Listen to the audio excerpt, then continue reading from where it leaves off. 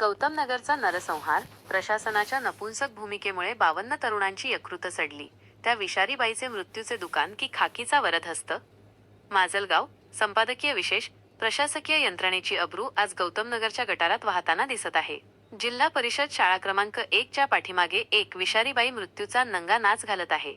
आणि आमचे पोलीस अन उत्पादन शुल्क विभाग कुंभकर्णी झोपेत ढाराढूर आहेत की या मृत्यूच्या व्यापारात प्रशासनाचेही हात रक्ताने माखलेले आहेत, असा जळजळीत सवाल आज लोकशाही तंत्र विचारत आहे. या बाईच्या विषारी विळख्यात अडकून आजवर तब्बल 52 कोवळ्या तरुणांची यकृत, लिव्हर आणि मूत्रपिंड, किडनी सडून निकामी झाली आहेत. हा धंदा नाही तर हा नियोजित नरसंहार आहे. प्रशासनाच्या अब्रूची लत्रे वेशीवर. ज्या शाळेच्या भिंतीआड मुलं भविष्य घडवायला हवीत, त्याच शाळेच्या पाठीमागे ही काळजाचा तुकडा असलेल्या तरुणांना मृत्यूचं रसायन पाजत आहे. मेथेनॉल, काष्ठमद्य, औद्योगिक मद्यार्क आणि चक्क चाक दुरुस्तीच्या नळीतील पंक्चर ट्यूब, जीवघेणं रसायन मिसळून ही बाई गरिबांच्या पोरांच्या चिता पेटवत आहे. पोलीस ठाण्यापासून हाकेच्या अंतरावर हा मौत का सौदा सुरू असताना प्रशासनाला याचा वास येत नाही, हे पटण्यासारखे नाही. ही डेअरिंग येते कुठून? हप्ता पोचतोय की नात्याचा पदर आडवा येतोय? दलित वस्तीवर विखारी घाला. या शिकारी बाईने आणि तिच्या त्या लाडक्या हस्तकाने दलित वस्तीतील कष्टकरी पोरांना आपलं भक्ष्य बनवलं आहे. अनेक आया बहिणींच्या कपाळावरचं कुंकू पुसलं गेलंय. अनेक घरांचे दिवे विझले आहेत. ज्या वस्तीने क्रांतीची मशाल पेटवायला हवी, तिथं आज मरणाची शांतता पसरली आहे.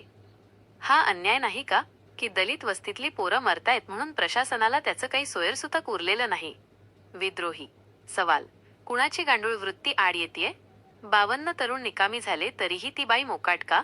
चाक दुरुस्तीच्या रसायनाचा नशेसाठी वापर होतोय हे समजायला पोलीस काय अडाणी आहेत का?